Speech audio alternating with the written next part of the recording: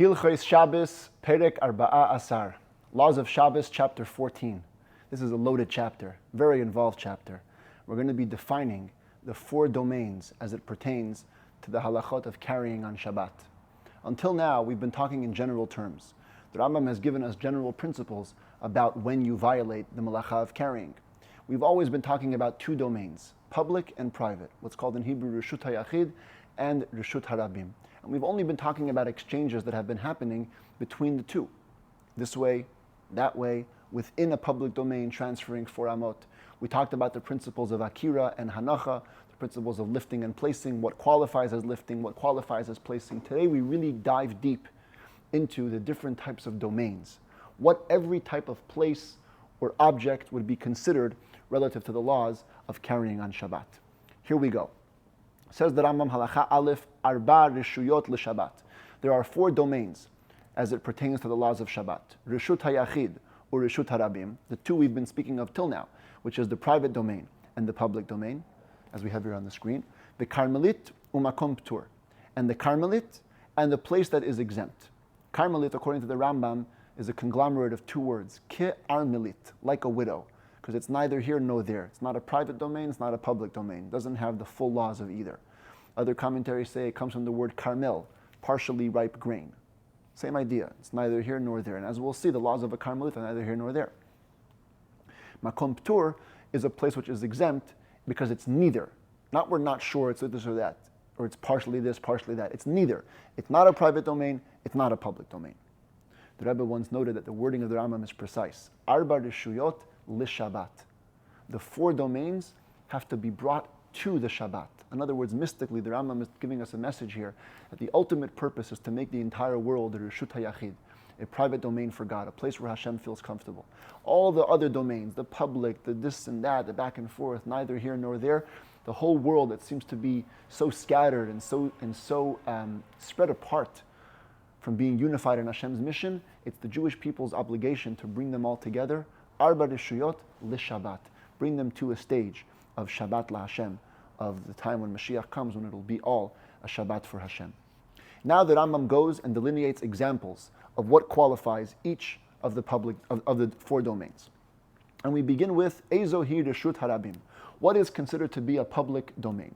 Says the Rambam Midbarot, deserts. It's on the bottom left there. Va'ayarot is the way we have it in these texts. Other texts say it clearly Ye'arot or Ye'arim, forests, right there, bottom right. Ushvakim, marketplaces, udrachim hamefulashin lahen, and the pathways, the wide pathways, the highways that open to them. The marketplace, and that's a classic highway. These are called public domains. The public uses them. When we talk about highways or pathways to marketplaces, they have to be at least 16 amot, 16 cubits. It's roughly about 24 feet wide. And they may not have a roof over them. So I guess that marketplace is a little bit inaccurate because it has a kind of a roof. Imagine if it's an open marketplace with no roof on top. I should point out, we should just pause here for a moment.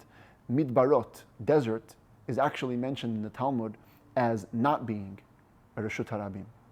And many people are puzzled by this, and they try to resolve the Rambam with the Gemara. The Rambam's son actually wrote that it depends which time period we're talking about. The Gemara was discussing the time period when the Jewish people were in the desert. And since they were all camped there, it wasn't a public domain. It was specific. It was divided. Whereas the Rambam is talking about nowadays when just caravans go through there and it's a public place. Nobody's specifically settled there. The Rebbe has one of his diaries, the Rishimot, personal notes that he kept, where he wrote a long essay on this piece of Rambam, and he has other resolutions where he explains that the Gemara is talking about what's called in the Torah the Midbar HaGadol, the massive desert, the desert. The Rambam is talking about other deserts all around. Bottom line in Shulchan Aruch, when they give the list of Reshut HaRabim, they don't mention the deserts. But the Rambam does, so we have all 4 pictures here. The Ezo Reshut HaYachid. One more thing before we go on to Reshut HaYachid. There's a very, very famous stipulation or condition for Reshut HaRabim, many people are familiar with, that 600,000 people must traverse that place every day. It's brought in Shulchan Aruch. It isn't mentioned in the Rambam. It's very fascinating. Many people understand that the Rambam believes that Reshut HaRabim, as long as public people traverse there, even if there isn't 600,000, it already classifies as a public domain. Shulchan Aruch says because they do hold of the condition of 600,000, that today we don't have a public domain. There aren't places which are traversed by that many people. The modern day poskim write that today we do have some places, massive cities where we do have that, and we can fulfill the condition of Reshut HaRabim even according to those opinions, but that's debatable. It has to do with making eruvs in big cities. It's a big, big discussion beyond the scope of our learning today. The Ezo Reshut HaYachid. What is a private domain? The Rambam gives us some examples. First, he starts off with a private domain that can be created within a public domain. Tel shegavoa asarat tfachim v'rachav arba'at tfachim al ba'at tfachim o yoter al ken.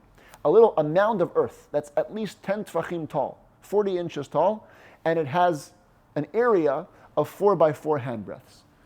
That's what we're looking at over here. It's a little mountain, a little big. Let's imagine it was a small mound, okay? In the middle of the street, you can actually have a private domain within a public domain. If you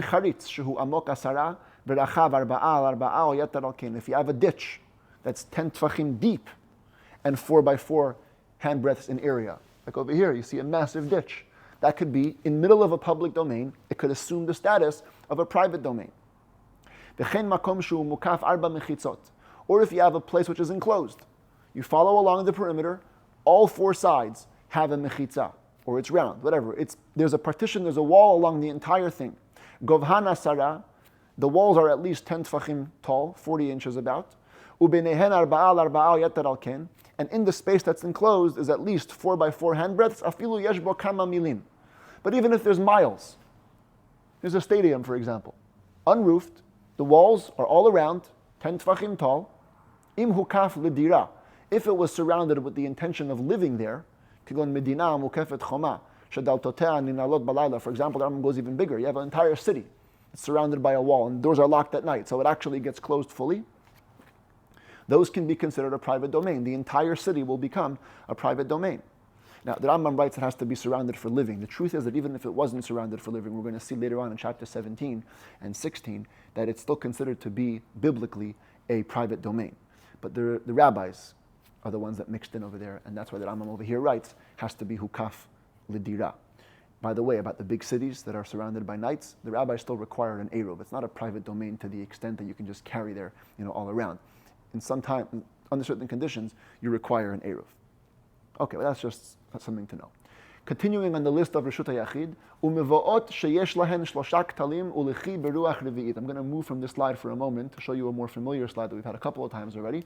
The way that used to be housing set up, there was 2 sides. There was a public domain, chatzerot, courtyards where the houses were. Connecting the courtyards was a mavoy, an alleyway which was shared. In order to carry in this shared space, you have to make something, construct something which would remind you that ideally you shouldn't be carrying there.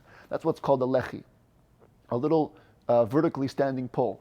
You can also put a horizontal one which goes across. We'll learn more about that in Hilchot Eruvin, and also later on in Hilchot Shabbat. But here we're talking about a lechi. It's an easier example. There's an actual pole, vertical pole at the side of the mavoy.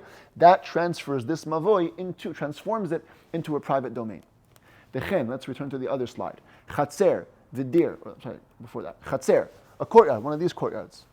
That's a private domain. V'dir v'sahar, and a pen and a coral, where animals are kept, here and here. Shehu kaf l'dira, hukfu l'dira, that were surrounded with the intent of living there. Kulan Reshut HaYachid Gemurahen, they're all considered to be a complete private domain. Halacha bet afilu kelim, you can even have utensils, articles. Kigon sfina o migdal shel etz v'kaveret v'chayotze behen, a boat, a wooden closet. Kaveret usually is translated as a beehive, but others say it means a massive, round, sort of a barrel sort of a thing. If they're big enough, if they have a space of 4 by 4 tfachim and a height of 10 tfachim, they can assume a status, they can become a private domain within the public domain. You have a boat sitting on the street, the boat's big enough, the boat itself becomes a Reshut HaYachid, and now you cannot carry from the boat onto the street. Halacha Gimel, Ovi HaKtalim Shel Reshut HaYachid, Kirshut HaYachid. The thickness of the walls surrounding a private domain assumes the status of a private domain, even though it's not 4 by 4 tfachim necessarily. Walls could be thinner than that. Why? It dictates by logic. If it can become the partition for others, in other words, if it can be the dividing factor between the public and the private domain, it certainly can become its own level of domain. Others explain because you're able to put a board on top of the wall which could be 4 by 4 tfachim, upon which could rest other things. Avir Reshut HaYachid, another principle, the airspace in a private domain, ki Reshut HaYachid ad harakia, never ends. It's considered to be the private domain all the way to the sky. Aval Avir Reshut HaRabim, but the airspace of the public domain, this is a principle I mentioned yesterday in passing, and here we're going to see it in the Rambam, the airspace of a public domain, eino ki Reshut HaRabim ela ad asarat tfachim, only retains the status of public domain until the height of 10 tfachim, about 40 inches. Once you hit higher than 10 tfachim in the airspace of a public domain, mikom pturhu, it transforms into the fourth level of reshut, the makom ptur, the place of exemption, which we'll get into momentarily. So we've defined public domain, we've defined private domain. Now we go to the third one. Halacha daled ezo hi karmelit. What's considered a karmelit? The one that's in between, neither here nor there. A couple of examples. We start with contrasting some examples to the private domain. Tail, you have a mound. Sheyesh bo arba'a al arba'a yater al ken. It also has an area of 4 by 4 handbreadths minimum. The govho mishlosha va'ad asara. But the height is less than 10 tfachim. It's between 3 and 10. Remember, if it's less than 3, we mentioned yesterday the principle of lavud. It's considered attached to the ground. It's part of the ground. It cannot become its own domain. From 3 to 10, so it's got the breadth and the width, but it doesn't have the height. Then it cannot become a private domain within a public domain. It's neither here nor there. It's a karmelit. A karmelit, like a public domain, only catches the airspace until 10 tfachim. And it can never be less wide than 4 by 4 tfachim. So the same way we had a mound, now let's contrast the ditch. If you have a ditch which is 4 by 4 tfachim in breadth and in width, but it's very shallow. Again, if it would be just 3 tfachim or less, it would be part of the ground. Between 3 and 10 tfachim deep, that's what you see on the side over there, kind of a narrow, a low ditch, cannot be called the Reshut HaYachid, a private domain. It's a karmelit, it's not here nor there. We're going to all the contrast. They have a place that's enclosed with 4 mechitzot, but this time they're not 10 tfachim tall. Like the stadium, they aren't high enough. They're between 3 and 10 tfachim tall. But inside they have the qualifying amount. 4 by 4 space. Like here you have a little patio on the top over there. It's enclosed by mechitzot all the way, but the mechitzot are pretty short. They're not 10 tfachim tall. That also qualifies as a karmelit. If you have a corner, a place to walk in off of the public domain, it's a place which is enclosed by 3 walls. But the fourth wall opens directly to Reshut HaRabim like we had before, the case of the Mavoy. But unlike over here where you have a lechi, where you have a vertical pole, here you do not. The open alleyway with no vertical pole or horizontal pole in the fourth direction, it's simply open to the public domain. So you can't really call it a public domain because it's kind of dented in, but it's not a private domain. It's a karmelit. Let's return to here, the seas and an open plain, big valley where you have tons of space. Some say it's even a plain just where you have tons of fields. Ben bimot hachama, ben bimot hagshamim, whether we're talking about the summertime or the wintertime, kol elu karmelitim, all of these classify as a karmelit. Says the Rambam halacha hey. Like a public domain, avira karmelit, hareyuk karmelit ad asarat tfachim. The airspace of a karmelit is considered to be a karmelit till 10 tfachim tall. Ulemala me asarat tfachim ba'avira karmelit, hareyu makom ptur. Higher than 10 tfachim, like a public domain, transforms into a makom ptur, a place which is exempt. Lefichach, therefore, me'al penei hamayim shabayamim v'shaban harot. If you're on the water, on the sea or on rivers, ad asarat tfachim ka'avir karmelit. Until you're at a height of 10 tfachim above the sea level, you're considered to be in the airspace of a karmelit. But once you hit higher than 10 tfachim, now you're in a place that's called a place of exemption, has different laws. But the entire depth that's full of water, is actually considered to be like full, thick ground. Kind of like we had yesterday when it came to water in a ditch. The water is considered to be attached to the ground, resting on the ground. Here too, the airspace of the karmelit only begins at the surface of the water, rising above it 10 tfachim. Halacha vav, borshe bekarmelit, if you have a pit in a karmelit, so you have a little area, let's say surrounded by 4 mechitzot, not high enough. In that area you have now a pit. Harehu karmelit.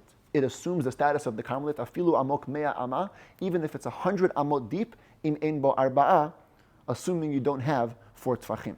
Once it would have 4 tfachim by 4 tfachim, and now it's amot deep, it becomes a private domain. Others say that Rambam should actually be read differently. Not in ein bo arba'a, but even if it does have 4 tfachim. In other words, a pit in the karmelit is totally like a karmelit. Because it would be like filling up, water, like the surface of the sea. It's all a karmelit till the surface of the level. So here also, till the surface, it would be considered a karmelit. But that's not the accepted version. The accepted version is we have it over here, that it has to be less than 4 tfachim. If it's more than 4 tfachim, it assumes its own status within the karmelit. If you have a public domain which is roofed, in other words, tons of people are there, but there's a roof. Classic example, very busy airport, or let's say a shopping mall. Tons of people are in there. This is certainly a public domain, but it has a roof. Or it isn't 16 amot wide. Although it's very public, it can't be a full public domain. It becomes a karmelit. Stalls between the pillars of a public domain, it's like a karmelit. The Rambam is referring to this. He has a little picture here. They used to have public domains, and they had little stalls. There was pillars in the public space, and then there were these stalls where merchants would sell their wares. So it kind of assumes its own status. The Rambam says, it becomes like its own little karmelit. It's not a private domain fully, but it's not a public domain either. The sides, the narrow sides off the street before you get to the houses are also a karmelit. You can't call it a full public domain, but it's not private either. But if you have just space between the pillars, if there are no stalls, simply between the pillars, since the multitudes do traverse through the spaces between the pillars, they are considered to be a public domain. And that's the accepted halacha in Shulchan Aruch. There are those other Rishonim who differ with the Rambam and say no, that once you're going between the pillars, you've moved off the public domain, and it's no longer a Reshut HaRabim, it's a karmelit. But the Rambam rules that it's a Reshut HaRabim, and that's how the Shulchan Aruch rules, also halacha l'maaseh. Halacha zayin. Now that we've defined the karmelit, let's move on to the fourth one, ezehu makom ptur. What qualifies as the exempt place, the place that's neither here nor there. It's neither private or public. Makom sheyesh bo pachot me'arba'a al arba'a v'gavho shlosha al larakia. When it came to the karmelit, the defining factor was that it had an area of 4 by 4. It was just between 3 and 10 tfachim tall. The makom ptur is less. It's an area that's less than 4 by 4 tfachim, and it could be as high as you want, from 3 tfachim to the sky. Shekol pachot mishlosha, less than 3 wouldn't work. Less than 3 hareu ka'aretz. It's like the ground. But anything else, once you pass 3, and you don't have a surface area of 4 by 4 tfachim, afilu kotzim or barkanim, even thorns and thistles, or galalim shebeshut harabim, or manure that piles up in the public domain, govhan shlosha ve'in rachban arba'a al-arba'a, if they're 3 tfachim high, but not a surface area of 4 by 4 tfachim, harehin makom ptur, they are a place of exemption. The same would apply to a ditch. If a ditch doesn't have a depth area, not the depth this way, the breadth and the width level of 4 by 4 tfachim, then it doesn't matter how deep it is, as long as it's 3 tfachim or more deep, makom ptur, it classifies as a makom ptur. Same thing if you have a place which is surrounded by walls, but the area which is surrounded is less than 4 by 4 tfachim. Even if it's very long and narrow, so it's miles long, but the narrowness, the width of it, is less than 4 tfachim. Even a barley corn less than 4 tfachim, the gavho mishlosha lemala 3 tfachim and upwards taller. It qualifies as a place of exemption. And also, as we said before, the Rambam just repeats it because it's to complete the list. The airspace in a public domain, or the airspace of a karmelit above 10 tfachim, also qualifies as one of the places of exemption. Says the Rambam, now let's talk about some exceptions.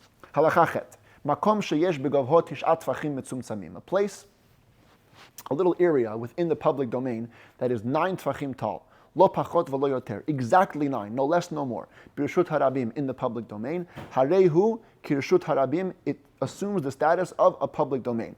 You would think it should be a karmelit. If it's 4 by 4 with a surface area, it's less than 10 tfachim, it doesn't become a public domain, it should be a karmelit. If it was less than 4 by 4 in surface area, it should be a makom ptur.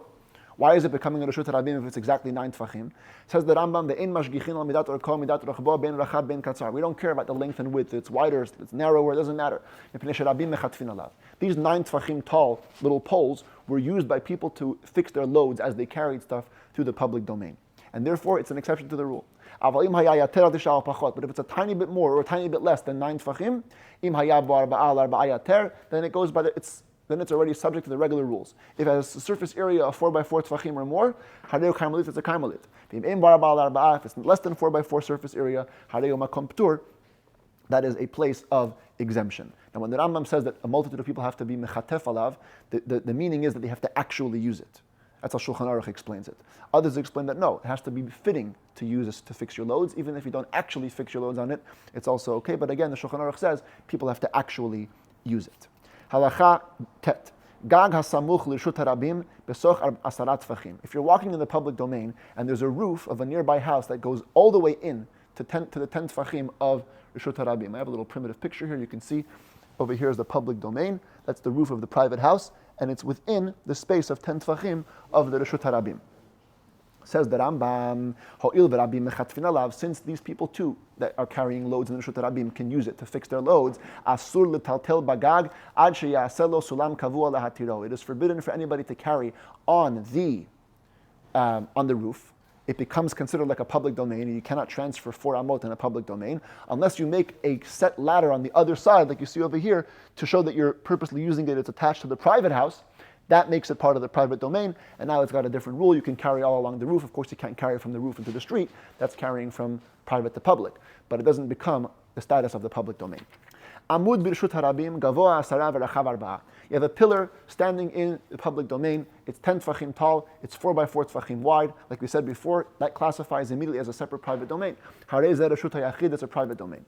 Na'atz b'gavho yated kolshehu. But if along the height you were to put in a spike, like you have over here in the picture, this is the pillar there, but all along you have different pegs. Afilu eina gavoa shlosha.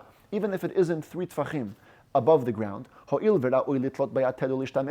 you can hang stuff on the spikes and use it, it makes it considered to be less than 10 tfachim, and it becomes a karmelit. The pillar's height will only be counted from the spike and upwards. In other words, everything until the spike ends is considered to be part of the public domain. Once the spike ends, you can only begin counting from here. Since there isn't 10 tfachim tall over here, it isn't a private domain. Even if you fill the entire pole with spikes, that reduces the height, because people hang stuff and people use these spikes. Holes in a private domain. Holes in a private domain are defined by the Alter Rebbe as holes that are facing, let's say they're in the wall of a private domain, they're open to the private domain, even if they go all the way through to the public domain as well. But they're open to the private domain, they're called chorei reshut hayachid. And they are an extension, says the Rambam, harei hein ki reshut hayachid. They have the law of a private domain. Aval chorei reshut harabim. But if you have a wall along the public domain and there's holes in the wall, einam ki reshut harabim, they don't assume the status of a public domain. Ela harei hein kefim midatan, they are measured by their own measurements. Ketzad, what does that mean? Chor bitzad reshut harabim. If you have a hole on the side of a public domain, if the hole has a surface area of 4 by 4 tfachim and it's 10 tfachim tall, it becomes a private domain. If it isn't 10 tfachim tall, it is a karmelit, it's a karmelit. And if there isn't even a surface area of 4 by 4 tfachim, it is a place of exemption. Again, it has to be at least 3 tfachim removed from the ground. The Rambam repeats the rule that we called lavud yesterday. Lavud means attached. Less than 3 to the ground is considered to be like the ground. The private domain and a place of exemption, you can carry in the entire area. So you have a private domain, your backyard, it qualifies as a private domain, you can carry in the entire backyard, or the entire house. Even if each one had a length of tons of kilometers, doesn't matter. You can carry in the whole thing. Aval reshut harabim b'hakarmelit, but the public domain and the karmelit, in this way it's like a public domain. Ein metaltalin bahen ela barba amot. You can only move stuff around in the square area of 4 amot. V'im he'evir o hoshit o zarak chutz l'arba amot. If you were to transfer something or pass something or throw something outside the area of 4 square cubits, b'reshut harabim chayav. In a public domain, you'd be biblically liable of a karmelit patur, and in a karmelit, you'd be biblically exempt, but you'd be also rabbinically forbidden to do that. She'isura karmelit midivrehem mipnei she'i doma b'reshut harabim, because the rabbis forbade the karmelit because it's similar to a public domain. Shema titchalef b'reshut harabim, perhaps it might become to be switched mistakenly with a public domain. Lefichach, therefore, im lo hayat tzarich legufa hotza'ah, there's one leniency which applies in the karmelit. If you're carrying something and you didn't need the transfer, you were doing it for a different reason. You're moving a thorn that's in a karmelit, so the public shouldn't get damaged by it. Then it's permitted. Even if you moved it many amot, it's fine. Because in the case of the the Carmelite, since the whole prohibition is rabbinic, the rabbi said, you know what, to save people, we're going to suspend it and it's okay. And the same applies in all similar situations where you're doing the malacha not for the original intent. Halacha Yud Bet, Keshem Shem Mutar L'Taltel, B'chol Makom P'tur. The same way you can carry in an entire area that's considered a makom p'tur, kach mutar lahachnis mimenu l'rshut hayachid or l'rshut harabim. You can also move from there into a private domain or transfer stuff from there into a public domain. Ve'in tzarich lomar lekarmelit, and certainly you can, needless to say, you can transfer from a makom p'tur to a karmelit.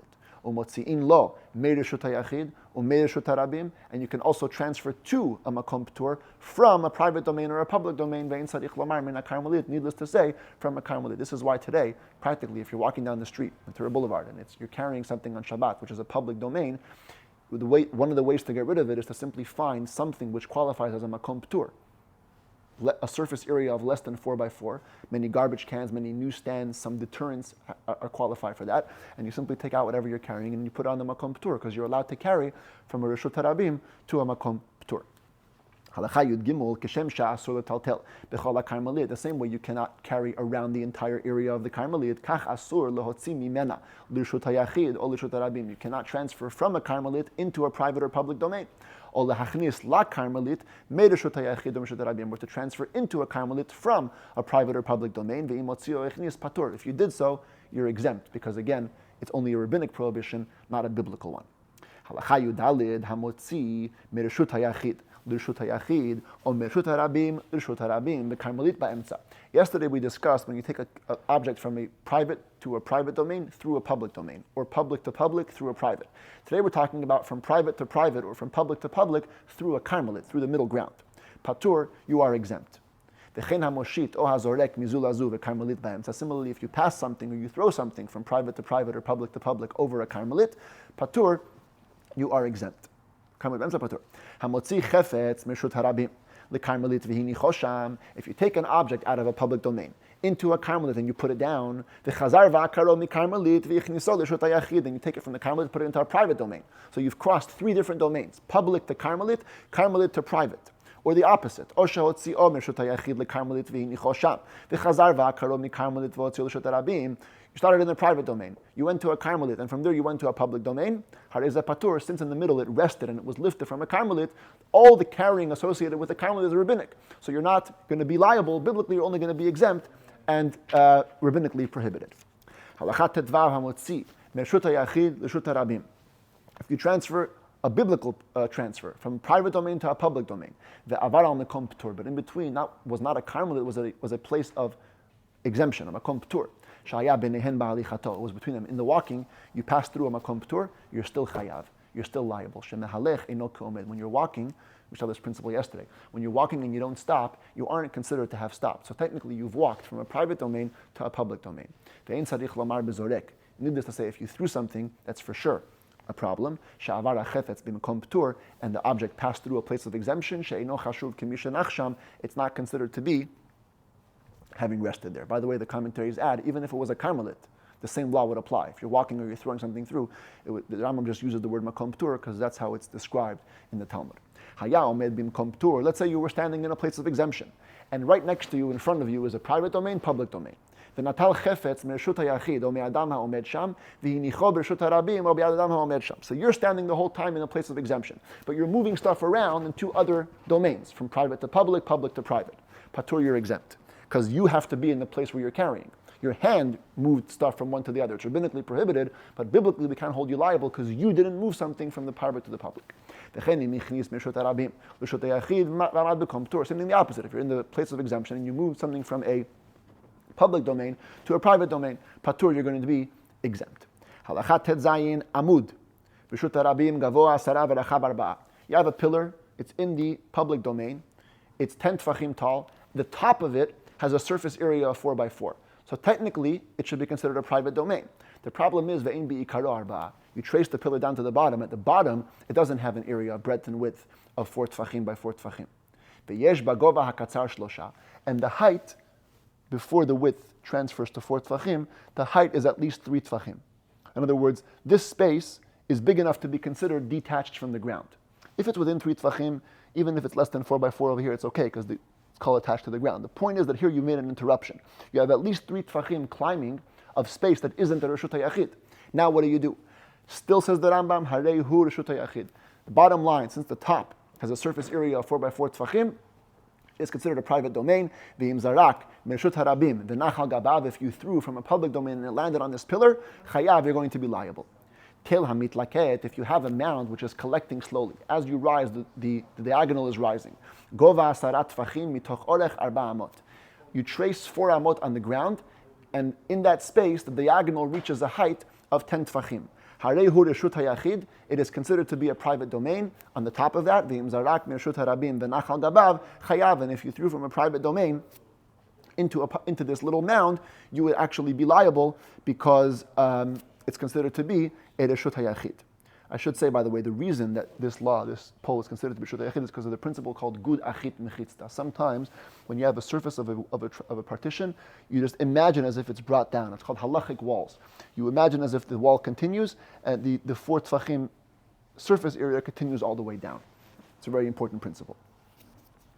Halacha yud zayin na'atz kaneh birshut hayachid. Where is my picture over here? Na'atz kaneh birshut hayachid. You stuck a reed or something firm but tall in a private domain. Afilu gavoa mea ama.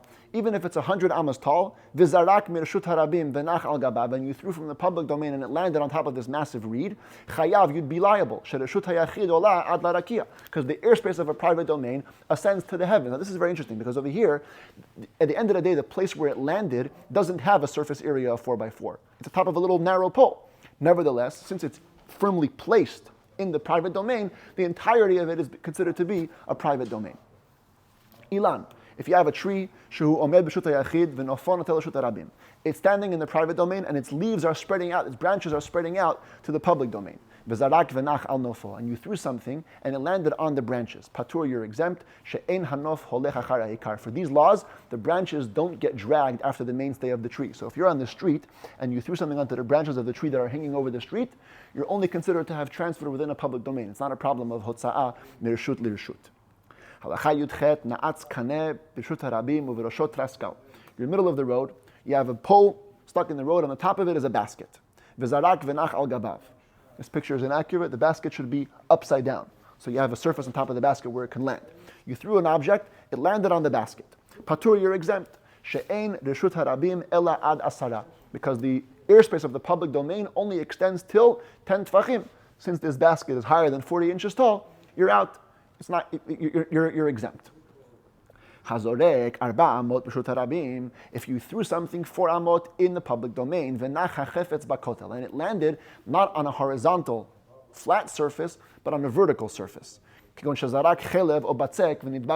threw some dough at a wall and it stuck to the wall, or you threw some fat and it stuck to the wall. If the place that it got stuck, the height of it was higher than 10 tfachim, kizorek ba'avir. That's like throwing in the airspace, and it's no problem. Higher than 10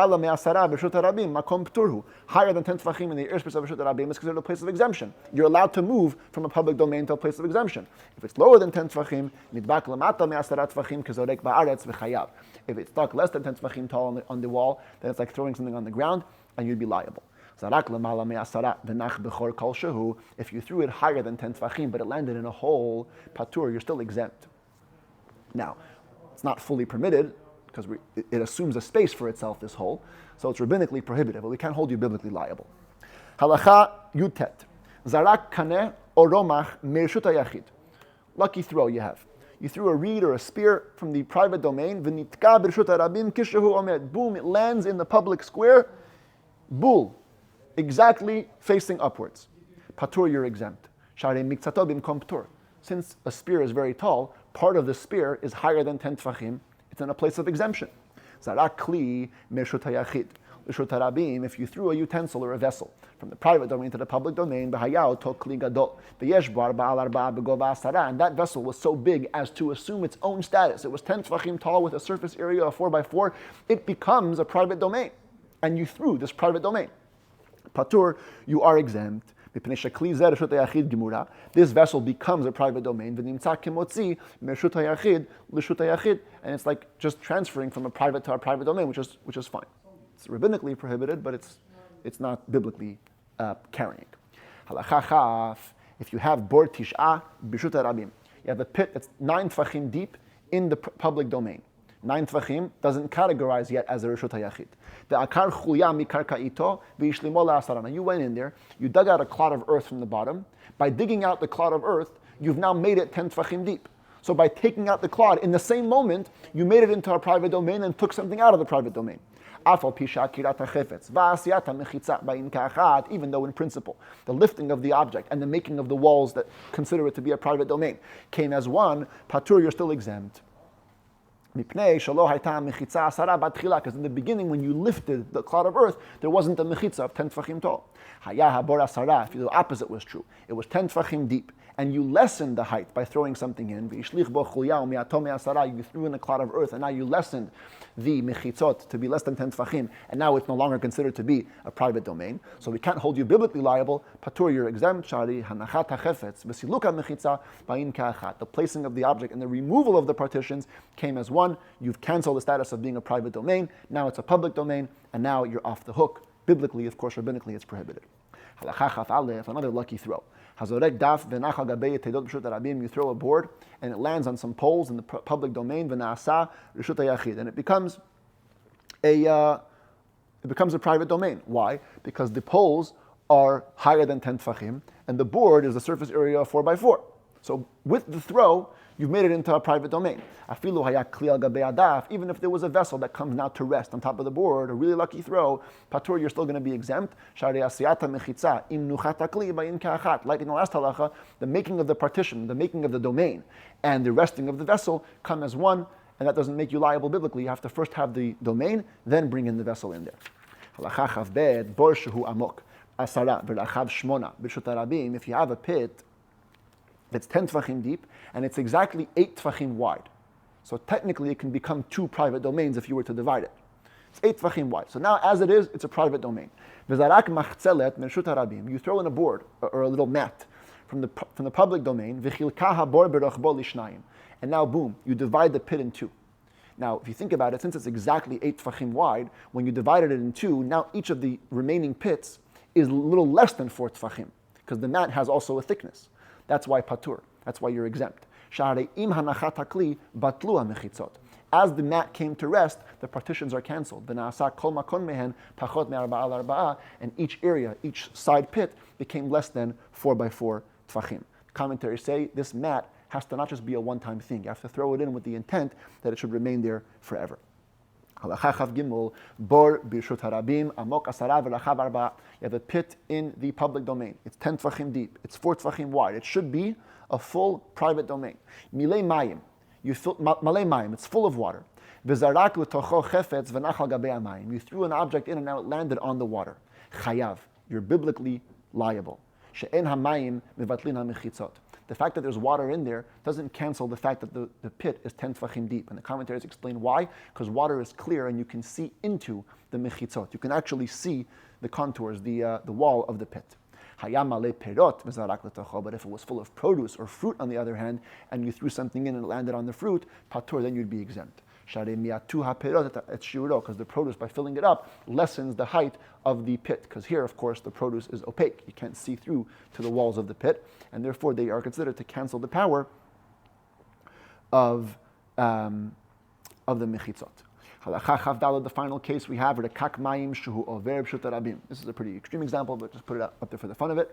You have a channel of water going through the public domain. V'rabim mehalchim bo, people walk in it. They don't mind getting their clothes a little wet. Im ein ba'amko asara tfachim. If it isn't 10 tfachim deep, harehu k'rshut harabim. It retains the status. It retains the status of a public domain.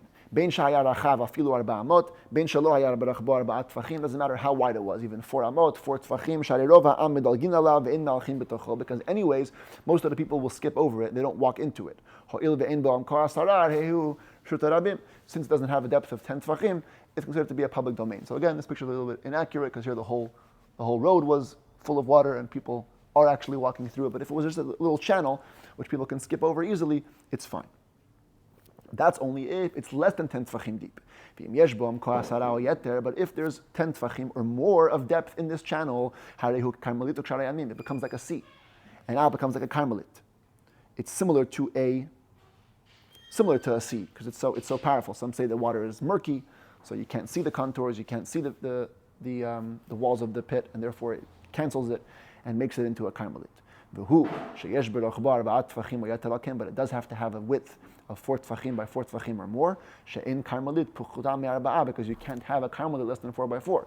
Once it's less than 4 by 4, it's a tiny little channel. Now it's a makom ptur. Now it's a place of exemption. But if it's wider than 4 by 4, then it's a carmelit like any other sea, and transferring from there to Reshut Rabim will only make you rabbinically prohibited, but biblically you would be exempt.